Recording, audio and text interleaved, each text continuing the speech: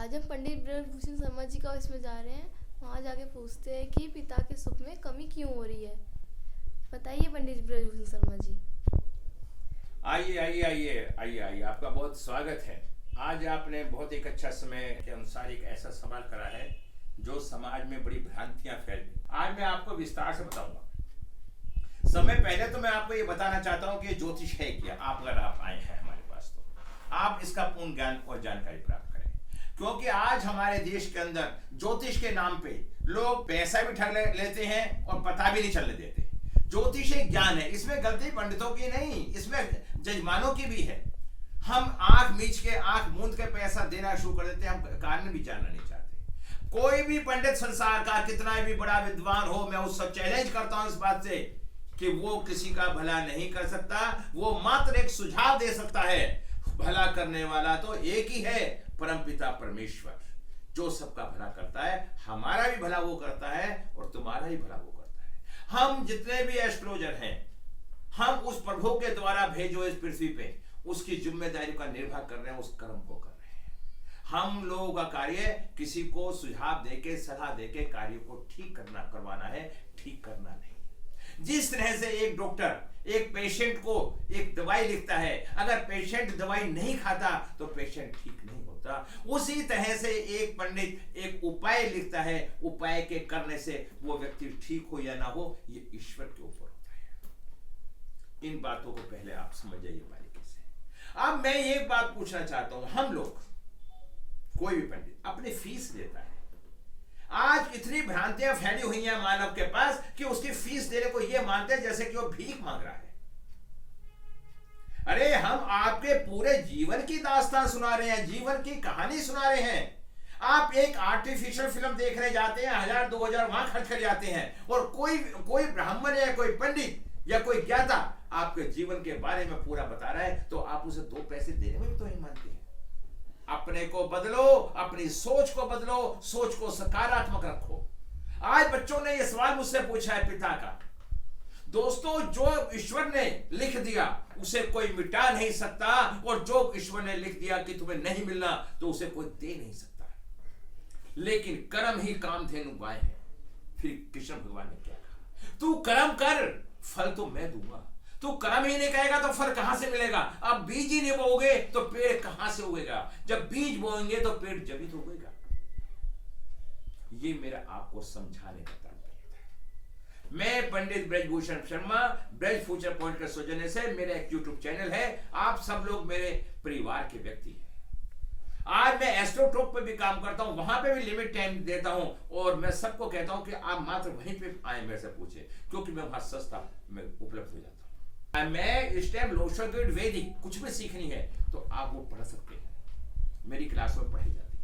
रात को 9:30 से 11 तक मेरी क्लास होती है, और पूरा हिंदुस्तान के लोग मेरे पास आते हैं। यदि आपको प्रेम में धोखा मिलता है तो आपको मुझसे संपर्क करना चाहिए। यदि आपका बच्चा विदेश जाना चाहता है और वो विदेश में जाने में सफल नहीं हो पा रहा, तो इसके पीछे क्या कारण है?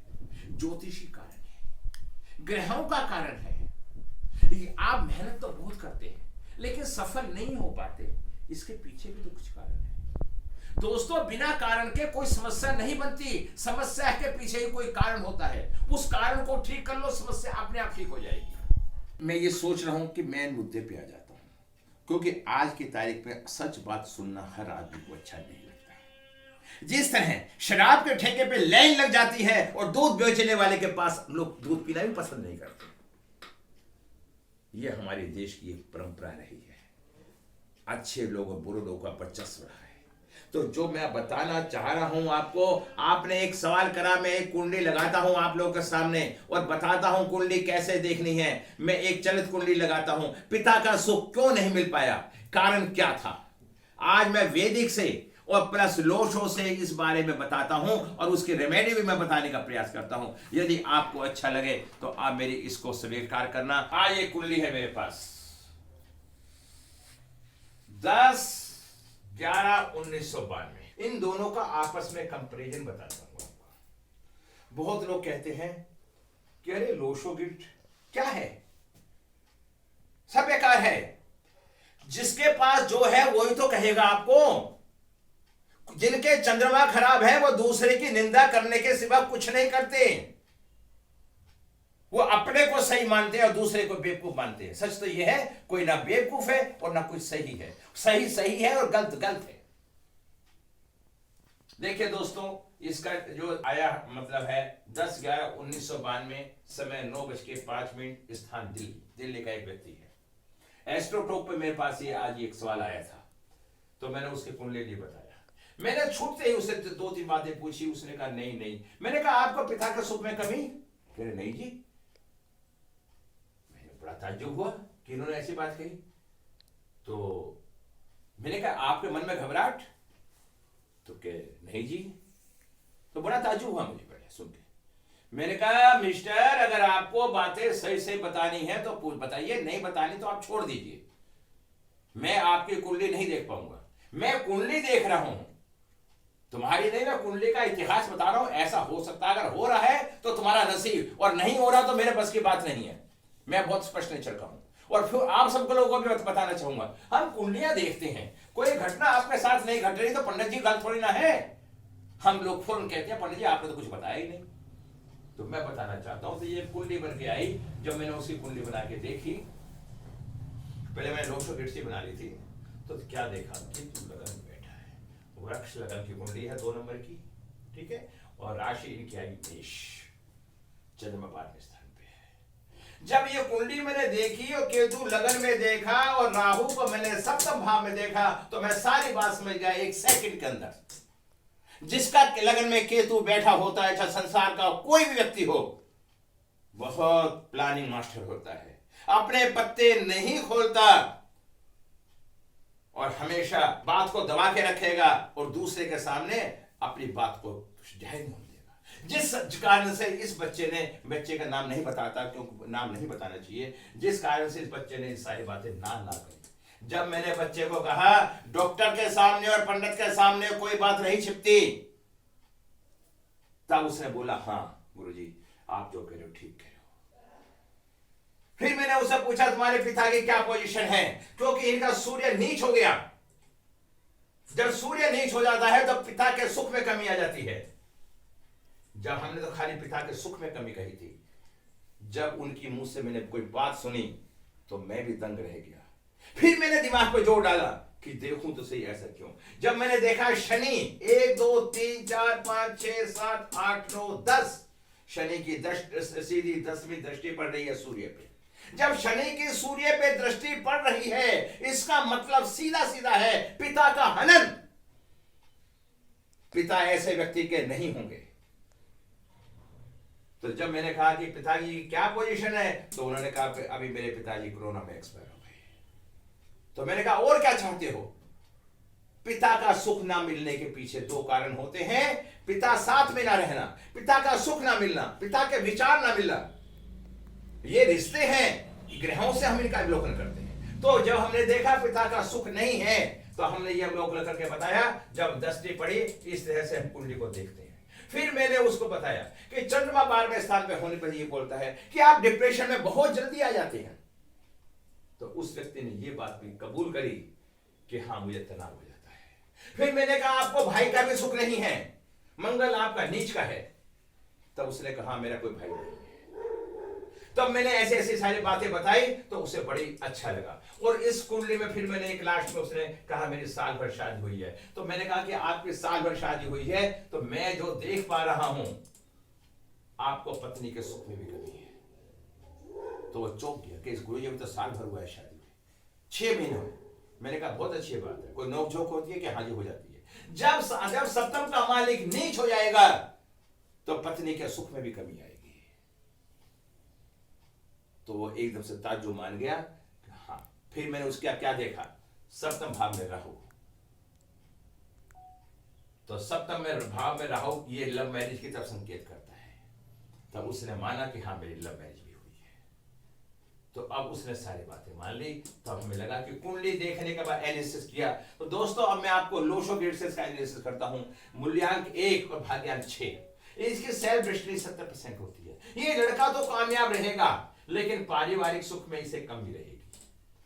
कामयाब कामयाब होना और परिवार के सुख में होना दोनों अलग अलग बात होती है दोस्तों। इसके बाद मैंने इनके लोशो ग्रिड बनाई। तो लोशो ग्रिड के अंदर क्या आता है, मूल्यांक 1 और भाग्यांक 6, सेल्फ डेस्टिनी 70%। जब मूल्यांक 1 यहाँ पे आ गया और डेट ऑफ बर्थ 1 2 3 4 5 5 1 आ गए। अब आप देखिए हमने सीधा सीधा बता रखा है लोशो ग्रिड के अंदर, मूल्यांक न्यूमरोलॉजी के अंदर, कोई एक अंक एक बार है तो बहुत अच्छा और 2 बार है तो बहुत अच्छा और 2 बार है तो बहुत अच्छा और 2 बार है तो खराब, 4 बार है तो और खराब और 5 बार है तो और खराब। अब इसके पास एक नंबर 5 बार आ गया तो यहां सूर्य खराब हो गया और यहां सूर्य नीच हो गया। आप दोनों का कंपैरिजन करके देखें लोशो में और वैदिक में क्या डिफरेंस है।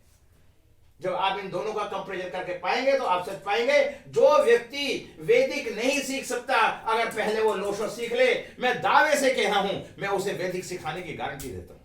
मैं पानी की तरह उसे पिला दूंगा वैदिक को, एक बार मेरे संपर्क में तो आए। लेकिन अगर वो अपना दिमाग लगाता है ये वो, ऐसे लोग कामयाब भी नहीं होते और सीख भी नहीं पाते। मैंने देखा बहुत लोग कहते हैं गुरु जी हमने सीख रखा है, बहुत पैसे देकर सीख रखा है, और जब उन्हें मैं कोई बात पूछता हूं तो एक बात नहीं बता पाते। तो सीखने के पीछे कारण बात बताना ही नहीं, तथ्यों को समझना ही नहीं, इसका प्रैक्टिकल करना है। मेरी आज क्लास होएगी शाम को 9:30 बजे, मेरी वीडियो आज डल जाएगी। आप मेरी क्लास में जो देखता है वो क्लास में आने की कोशिश करें। आप मेरा मोबाइल नंबर है, मेरा व्हाट्सएप नंबर है 9368433275। इस पे आप आइए, मैं आपको लिंक दूंगा। इस बच्चे पे मैंने देखा अगर किसी का पास 3 5 7 नंबर नहीं है, ऐसा बच्चा रिजर्व नेचर का होगा, बहुत रिजर्व होगा, जिद्दी स्वभाव का होगा। 7 नंबर यह संकेत करता है कि ऐसा बच्चा जिद्दी स्वभाव का भी है। हाँ, मैंने क्या देखा 7। अब 5 नंबर नहीं है, 5 नंबर ना होना कंफ्यूजन पैदा करता है। जिंदगी में धोखा धोखा धोखा मिलता है, चाहे वो प्रेम का धोखा हो, चाहे वो व्यापार का धोखा हो, चाहे वो पैसे का धोखा हो। धोखा किसी भी तरह का हो सकता है। 2 नंबर यह संकेत करता है मानसिकता ठीक है।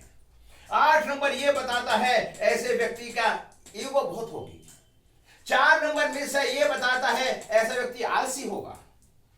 इन तथ्यों को समझे दोस्तों, वीडियो बहुत लंबी हो जाती है। लोशो ग्रिड का एक चार्ट होता है, 4 नंबर राहु का और 9 नंबर मंगल का, 2 नंबर चंद्रमा का, 3 नंबर गुरु का और 5 नंबर बुध का, 7 नंबर केतु का, 8 नंबर शनि का और 1 नंबर सूर्य का और 6 नंबर शुक्र का। इस तरह से दोस्तों मैंने कुंडली बताई। आपको जरूरत हो किसी और चीज के बारे में जरूरत हो तो फिर मुझे बताना, यहां मैं आपको बता। इनका शुक्र अष्टम स्थान पे बैठा है। जिसके शुक्र अष्टम स्थान में होता है वो मुंहफट होता है, उसका पेट खराब होता है। तो मैं ये बताना चाह रहा हूं कि वो मुंहफट होता है, साफ बोलता है, स्पष्ट बोलता है। तो ये सब संकेत होते हैं। तो दोस्तों मैं आपको फिर आपसे निवेदन करूंगा, 1500 रुपए मात्र मेरी फीस है। 1500 में क्या बिगड़ रहा है, और आपके जीवन का पूरा इतिहास बताऊंगा। 300 पेज की कुंडली आपको दूंगा जो भविष्य में आपके काम आएगी। आपका मोबाइल नंबर ठीक करूंगा, आपका नाम की एनर्जी ठीक करूंगा, आपको वास्तु के बारे में बताऊंगा कौन कौन से वास्तु दोष है। और 1500 रुपए में और क्या लेंगे आप मेरे से। एक बार आप संपर्क करें, आपको अच्छा लगे आप आए, नहीं तो कोई बात नहीं। अगर मेरी कोई बात गलत लगी हो तो मैं माफी चाहूंगा। इन्हीं शब्दों के साथ विराम लगाऊंगा।